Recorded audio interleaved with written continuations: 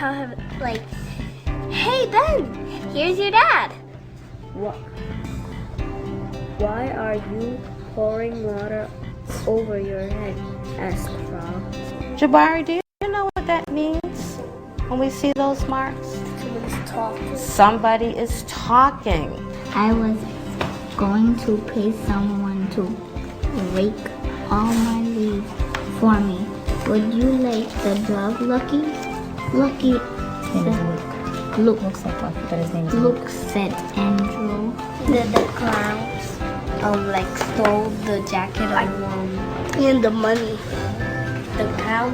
What's the mystery? Everything's disappearing. And it seems that everybody thinks the clown did it. Is that what you think? Yeah. Did anybody think some? Oh, and the woman that passed. Do you know any other words that start the same way as compromise? What other words start with that same part? Compete. Compete starts the same way. That's right. What else, Diana? Complete. Complete. That's right.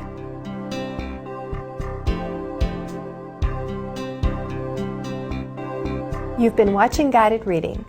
Guided reading is a context in which a teacher works with a small group of children to help them develop effective reading strategies. I'm Gay Supanel, and this is my co-author, Irene Fountas. Learning to read is a continuous process. You'll be seeing emergent readers, early readers, transitional readers, and self-extending readers. Guided reading begins where the readers are. As a teacher, you provide carefully structured lessons to help children make progress every day. Stephanie is working with a small group of early readers. She has brought them together because they have similar strengths and needs at this point in time. Stephen, It moves dirt and stuff. have you seen it do anything else? It moves dirt and throws it behind it. Stephanie first introduces the text. She's providing a rich introduction to The Little Bulldozer because it is a children's first book at a new level. He says, I like helping. I want to help. But you know what they say to him? No. You are. Hard to know. You are too little, and they don't let him help. Until, One person help. Let's well, help. you think so? We're going to read the story and find out. Let's turn to page 5. And tell me what you see. What is the picture that you see? Oh, fire engine. Let's see if we can find the word engine. What do you think engine is going to begin with? David? David answers, it begins with an E. Stephanie then asks all the children to find the word in the text. And show me where the other one is. What's different about that one? One has uppercase and one has a lower. This helps them locate or recognize a new and important word that they will need to read. And you know what Little Bulldozer says? I like helping. I will help you. Can we find those sentences on the page? Who's found that? Put your finger right on it. Let's read that together. I like helping. I will help you. You know what? He says that to everybody he meets. And you know what they say to him? Go away. You're too small. Let's see who's on the next page. What do you see? It can be a dump truck. But here the author just calls it a big truck. But you're right, it does look like a dump truck. And what do you think he says to the big truck? What do you think he says? I will help you. I will help you. I like helping. Do you think the big truck is going to let him help? No. What do you think he's going to say, Sam? You're too little. Let's turn the page. Let's look at page 11. Let's look at the top of the page. What does he say to him? Go away. Let's look at the picture on page 11 of Little Bulldozer. What's he doing? He's sad. How do you know? Because he's crying. He cried. Now Stephanie asks them to find another important word in the story. The children tell her the word begins with a C, and once again she has them find it in the text. Find the word cried. Let's see if we can find that word. I can see two of them. Michelle found it? Great. There you go. That's what he did. He cried because he felt so sad. Let's turn the next page, see who's there. Who do you see on this page? Sam? A big bulldozer. A big bulldozer. What's he doing? Look at the picture. He's picking up a tree. He's picking up a tree. How does little bulldozer look? Do you think big bulldozer is going to let him help? Yeah. What makes you think so, David? Because he is a bulldozer and he's a bulldozer, and bulldozers like each other. So you think they're going to work together? Well, here's what we're going to do. We're going to close our book. We're going to read our book once in a soft talking voice. And when you're done, you can choose some of the books that we've read before. While the children are reading the book softly and at their own pace, Stephanie is listening to individuals and reinforcing effective reading behaviors by prompting them to engage in active problem solving. Could you read that last sentence to me? This book said You said truck you. Does that make sense? What do you think that might be? I think you said the big hungry bulldozer. Wonderful. Let's close our books for a minute. After reading, they revisit the story and talk about the meaning. Was little bulldozer too little to help? Stephen? No, How do you know that? because it said in the end and he helped. What did it say at the end? It said, "I'm not too little, am I?" He knew he wasn't too little, but how did he know he wasn't too little? How did he know he wasn't too little? Michael? Cause he helped another bulldozer move the tree. So he actually got to help somebody move a tree, didn't he? How do you think he felt then? Happy. Who has a favorite page? Michelle, do you have a favorite part you wanted to share? This one, page 13 and 12. Can you tell me why you like that page? Because I like the big bulldozer that was gonna help. That was gonna tell him that he can help. How'd that make you feel? It made me feel happy. Can you read those last two lines again, just the way the bulldozer is talking? Without your finger? I am not too little. Show me the word not. There's no lie. There's no not. So, I'm too little to help you, said little bulldozer.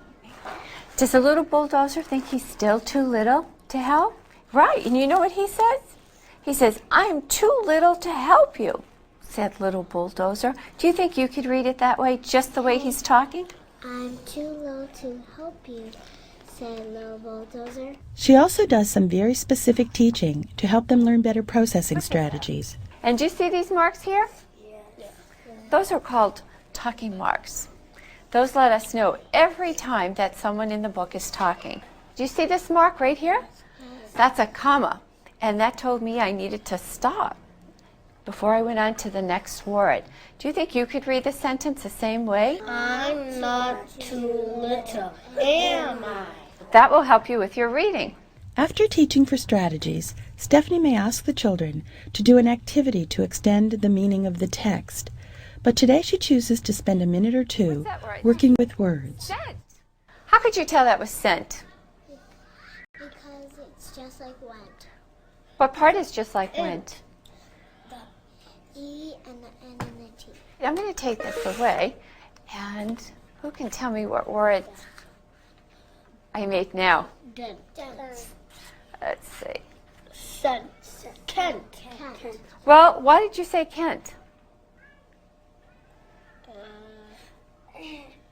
You're right, the C sometimes has that sound, doesn't it?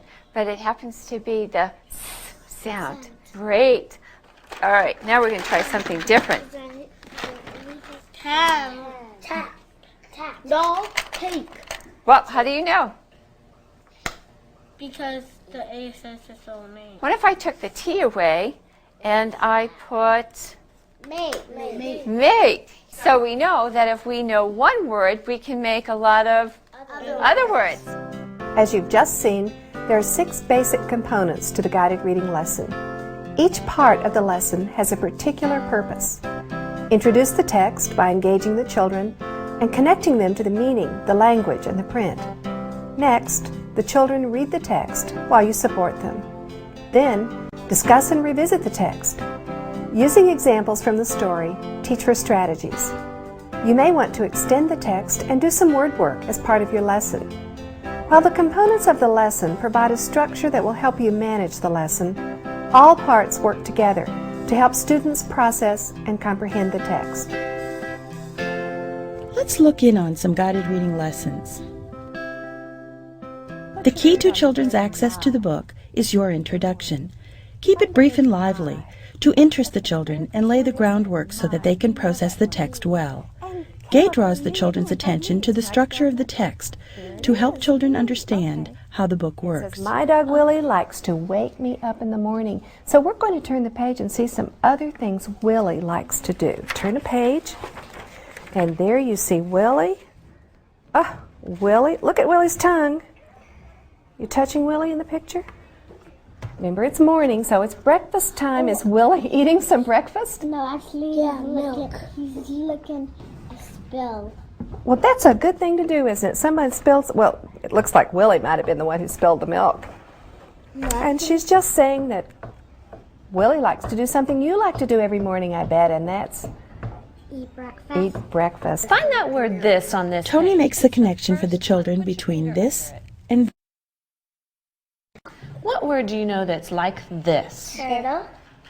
What about this one? Do you know this word? The. The starts like this, but instead of an E. But if you take the the away, you put an I and an S. Say this. This.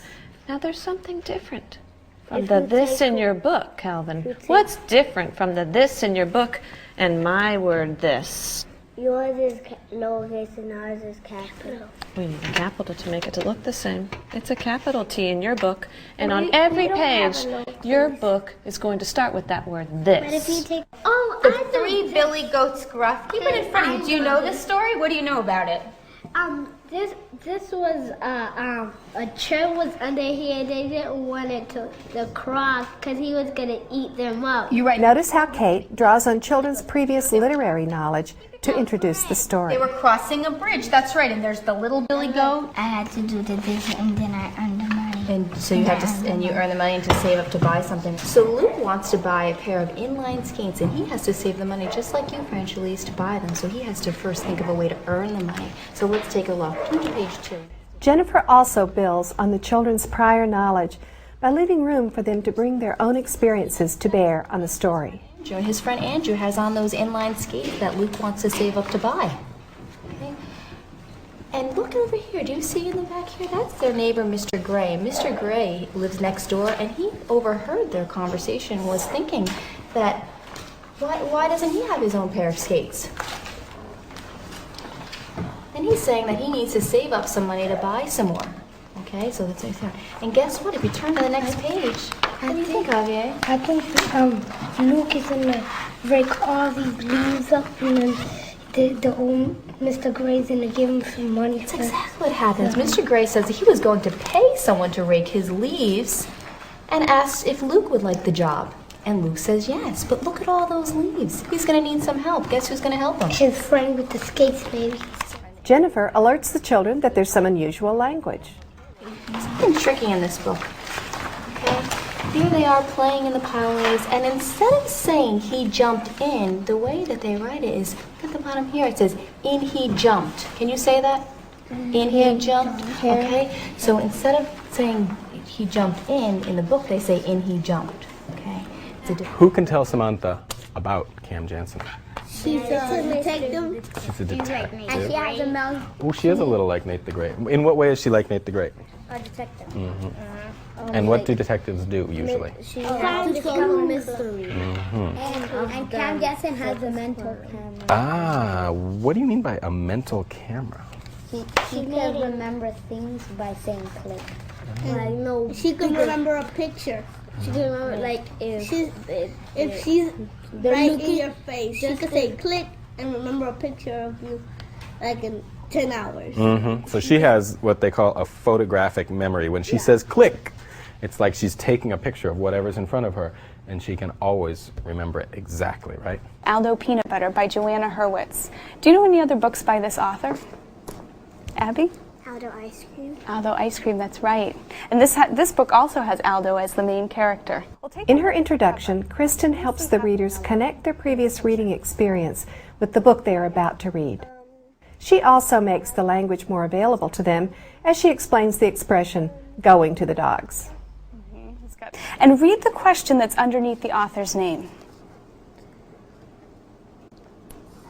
It says, will Aldo let everything go to the dogs? Do you know what that means, to go to the dogs? Everything go to the dogs? Like give it to them.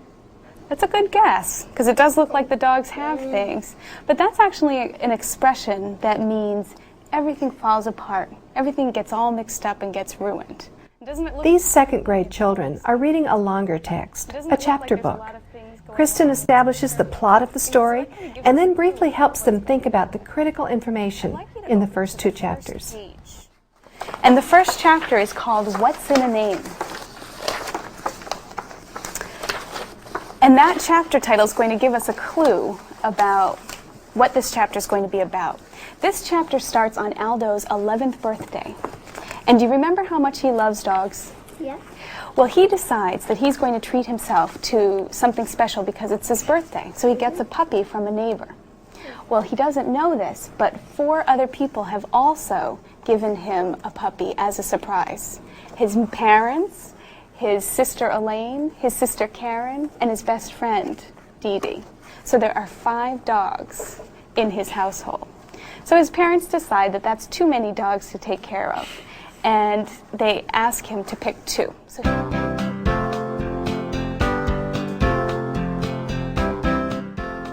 After you introduce the text, each member of the group reads the whole text or a unified part of it independently. You will want beginning readers to whisper read, loud enough so you can hear their voices. As they grow in reading power, children need to read silently. Notice how the teachers interact very briefly with individual readers as they read. They reinforce effective strategies, show children how to problem solve, and keep readers focused on the meaning of the text. What do you think? Peanut. Do you see a part of the word there that you know that might help you? Look at the word. Do you see a part of the word there that you know that might help you? Play. Oh. So what do you think that word might be? Yeah, try it. Good for you for figuring that out.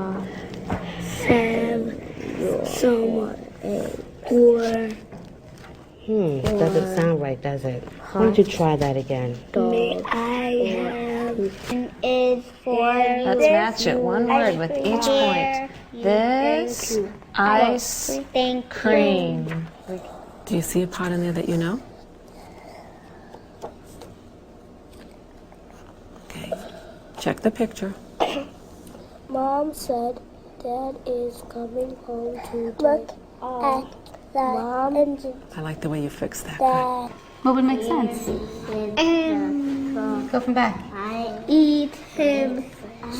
I'm going and You got the first part of the word. What would make sense? Yeah. Dad. Does that make sense? So try it all together. Eat him instead. Do you know part of that word? It looks like butt. Do you know this part? But it. Okay, so go back and see what would make sense there. A little butt. Does that make sense? Bit. Try that. A little bit more money. what do you know about that word? Good readers notice their errors. They search for information, discover new things about the text, and solve new words using multiple sources of information. During your guided reading lessons, support children's processing by reinforcing what they do well and prompting them to use the problem-solving strategies that you have previously demonstrated and taught. See, we're on. Mm-hmm. So cover up the parts you know. You've read ver, on.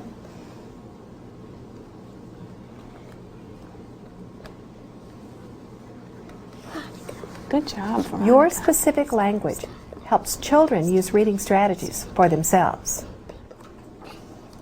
Something had to be done about this surplus of dog and it had to be done fast. Let's stop. Can you think about what's happening in the story and think about that sentence? What do you think that word means?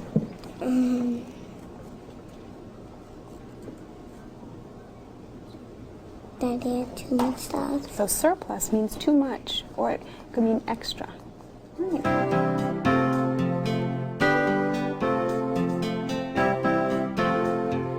Your conversation with children following the reading will help you learn about their expectations of text and their responses to it. Discuss the story with the children so they can share their understandings and questions. Did you find anything kind of funny about the pictures in this book? What do you think? They did a good job on it. Good job on the pictures. Did it really make Willie seem like a real dog? Yeah. And what are some of the things that Willie liked to do that you thought were really funny? Kayla, what? Having a bath. Having a bath. Look at this page. Do you think my dog Willie really likes to take a bath? No. You think it might be too cold? No. He's running away. Running away? Dogs don't really like baths, do they? Willie's. Oh, and you did find something on the back. Everyone look at the back of this book. It says, Me, Willie. Me and Willie. So they both made their paw print and their hand print, didn't they? Did you like the story? Yeah. Did you like the story as much as the one about Ben's teddy bear, or did you like it better? Show me the part that you like the best, Jordan, then. Why do you like that part the best? Because he didn't see him for a long time. And it's nice to see your dad if he's been away for a while? What'd you think?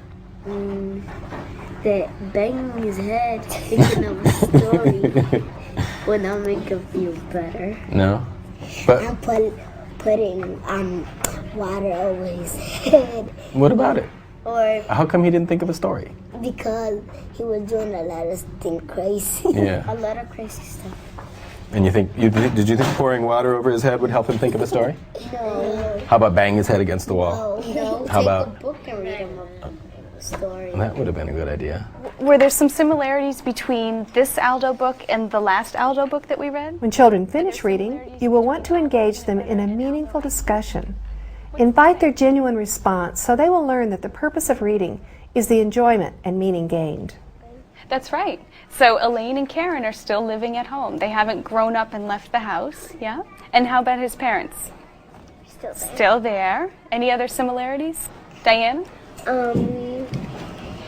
He's still a vegetarian. That's right. He still does not eat meat. That hasn't changed, even though his mom thought it was just going to be a phase. He still doesn't eat meat.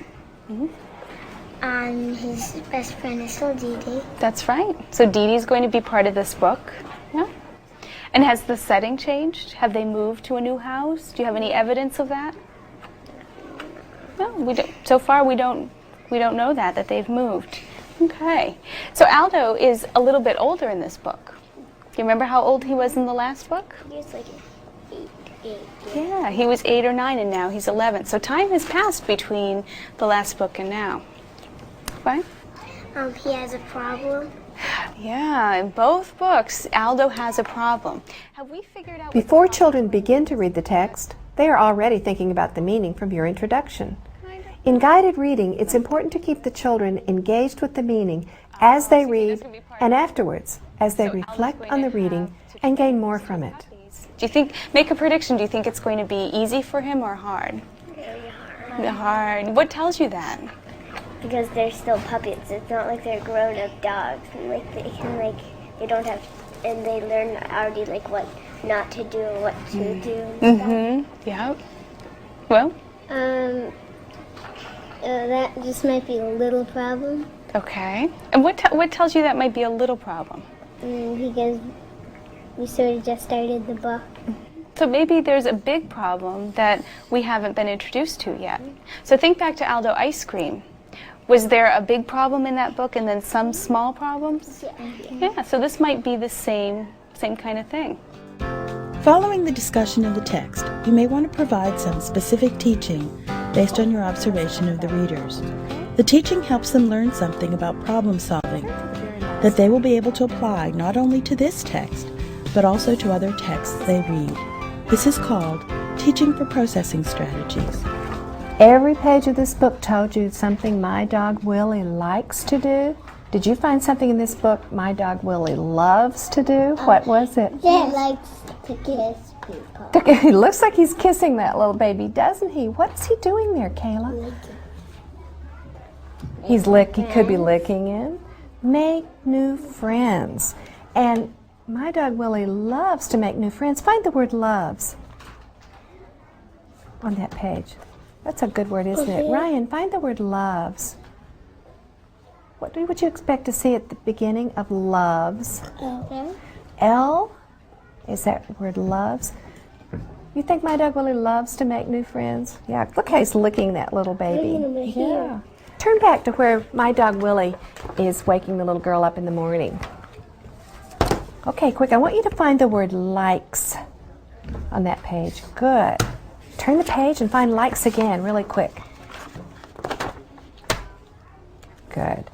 Hung on red, oh no, and then got stuck on this word. Yeah. And I said, well, what part did you know, and what did you know? Yeah. And it's your. It's different than your, like when we say this is your book. Do you guys know how to spell that kind of your? Y-O-U-R. Yeah, and actually that one's on our word wall, but this one is short for you are. And what happens is, oh no, you are not. And instead what happens, that A comes out, and they put in that little apostrophe, and so it's... Oh, it's apostrophe R. It's not called an apostrophe R. You're thinking it's like an apostrophe S. It's the same kind of apostrophe, you're right. And this is your if it's you are, and this is your, like if it's your book or something belongs to you. I want us to look at those commas. And I'm going to read this to you. And I want you to tell me what I'm doing, okay? When I come to those commas. May I have spaghetti, or soup, or eggs, or hot dogs, or pizza, or pancakes today? Who can tell me what I was doing? Brian, what was I doing? You were reading and when you saw a comma, you took a breath and then you kept going. I took a breath and then I kept going. You're absolutely. Karen demonstrates to a group an important aspect of using the print, what it means to read, pausing at commas. Notice how Brian is learning to use the punctuation. Let's try that, Brian. And while he's trying that, I want your eyes to follow along on your book, okay? May I have spaghetti or soup or eggs or hot dogs or pizza or pancakes today? Remembered how the ship looked and his dad looked.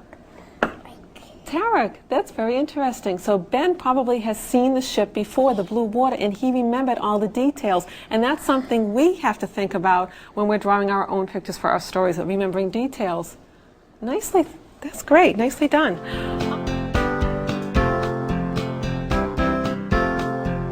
The reading and talking about the text are the heart of the guided reading lesson. An optional component, however, is extending the meaning of the text. When you feel that children need to engage in further exploration of the meaning of a particular text, plan an extension. The extension may involve some brief writing or sketching. You certainly would not want to extend every text. Eric further engages his students by asking them to anticipate how the story will end. Okay, when you are done, I'd like you to take a paper and a pencil from here. I want you to write your name. I want you to write Cam Jansen and the Mystery of the Circus Clown, and you're going to write after chapter 3, I think, and you're going to write who you think did it, how Cam is going to solve the mystery, okay? And when you finish reading, what I'd like you to do is, in your reading response journal, make a character web. And we've been working on character webs together. Remember, when you do that, you're going to put Aldo's name in the middle, because he's the main character, and you're going to draw lines off of that circle and put all kinds of things that you know about Aldo. Characteristics about him, what kind of person he is, his interests, things like that. His family, yep. What else might you put on that web?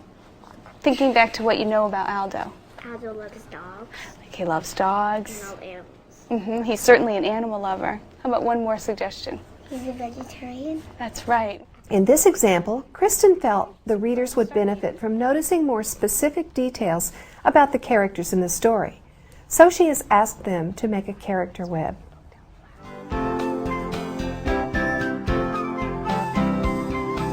I'd like you to practice making some of the words from your book.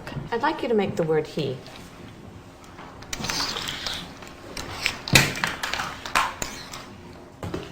Check that word. What comes first?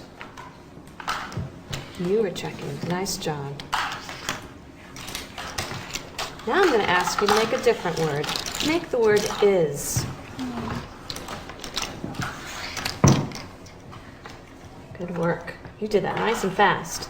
Next, I'd like you to make the word me. Word work is an optional part of the lesson. It'll be very important for some readers. You will want to include it for children who need to solve words more quickly as they read text. Anna Clara says, if I put a D there, it will be and. Okay, take the D away, and what is it? And. Put the D up there, and it's and. Word work consists of 1 or 2 minutes of work on words as a focus. Use an easel, small chalkboard, white dry erase board, or magnet letters to involve children in working with words and parts of words. This work is isolated in that the words do not come from the text the children have just read. Instead, you make decisions based on your observation of students in many reading contexts and teach them some principles that will help them take words apart in reading. Word work is a brief, game-like, focused look in which readers take an active role in learning about how words work. Play. Play. You know this part, and you know this word. So you know play and you know tree. Now if I put this together, Jake, take a close look. You know this word tree here, right? And you know this word play. What is this word? Tray. See that, Jake? See, this is the same here, and this is the same here. So when you know this word play and you know this word tree, when you come across this word, you can say this part looks like tree, begins like tree, and this part ends like play. And that'll help you. Tray. Okay, I'll try one more. Let me show you one more. Starting with a word that we know. She. Okay, Sean, take a close look. What word is this that we know? But. So if I put, this is the same beginning part as she and the same ending part as but. What is the word? Shut. Okay, so again, thinking about a word that you know, and thinking about a new word, thinking about the parts that look the same. This looks the same as she, and this part here looks like the ending part of but. I'm going to give you a word to solve now. Okay. Take a look at this word here. Javier, can you think of a word that starts like this word? Stop. Okay. This word starts like stop. How about you? Can you think of a word that ends like this word? Day. Okay. So take a close look at this word here. What is this word? Starts like stop and ends like day. Stay. Because I've noticed something that in your reading and your writing you could use a little bit of help with. Reading and writing all the way to the end of words. These are words that you, I think, know. Like. What's it say? Like. Now watch. Now it says liked.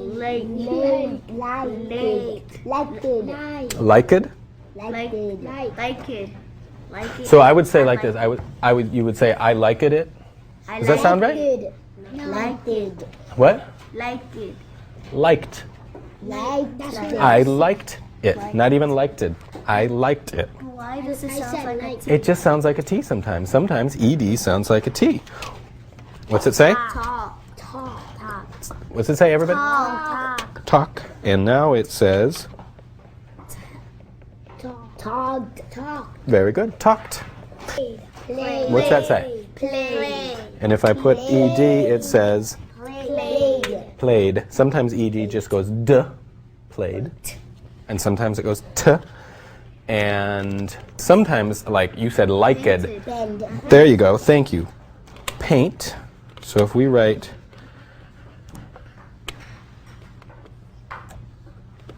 paint, Painted. and I put ed, it goes painted. All right? So when you're reading, oftentimes you're going to notice that words like that have ed at the ending. And you're going to need to read all the way to the end and think about whether it sounds right to say painted or liked or played. But you need to read all the way to the ending and read that ending, all right? All right, good job. The lesson elements you've been watching in action are the keys to helping children develop effective reading strategies. Using this lesson structure, you can adjust your teaching to fit the group of children and at the same time plan and teach effectively. By introducing the story, supporting and teaching for strategies as the children read, revisiting the lesson to discuss the meaning, teaching for specific reading strategies, extending the text, and engaging them in explicit teaching about words and how they work, you will help children expand their ability to process increasingly challenging texts. All young children need the opportunity to read texts that are just right for them. In guided reading, the teacher has selected a book with particular readers in mind and has tailored the teaching throughout the lesson to strengthen reading powers. As part of a broad language and literacy framework, guided reading will enable your students to build a strong reading process that will make it possible for them to enjoy books for a lifetime. I like this one, and I like that one, and I like this one. Show me your very favorite. Hedgehog is hungry. Here is a snail. Hedgehog is hungry. Here is a worm. Or why do you think you fell asleep? Because he's tired.